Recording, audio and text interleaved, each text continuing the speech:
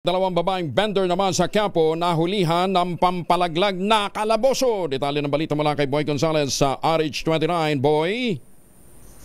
Kuyang Angel, kulong ang dalawang babaeng vendors matapos mahuli sa akto na nagbebenta ng gamot pampalaglag sa vicinity ng Quiapo Church sa lungsod ng Maynila.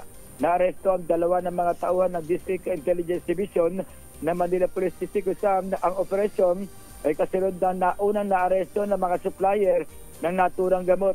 Ito sa may bahagi ng Quezon na Boulevard, kanto ng Paterno Street, Barangay 306. Malapit lamang sa simbahan. Ayon kay Police Captain Joel Aquino ng MPD DID, nakilala ang mga naaresto at sina Aling Merlita, 65 anyos, mas kilala sa Elias sa Lola na taga Barangay Cotabiag sa Quezon City, at si Veronica, 56 anyos, residente naman ng Paterno Street sa Barangay 385 sa Quiapo. Nakumpiskal sa dalawa ang 4 na blister pack at kasi na may 8 tableta ng Cytotec tablet o na hindi umano rehistradong gamot.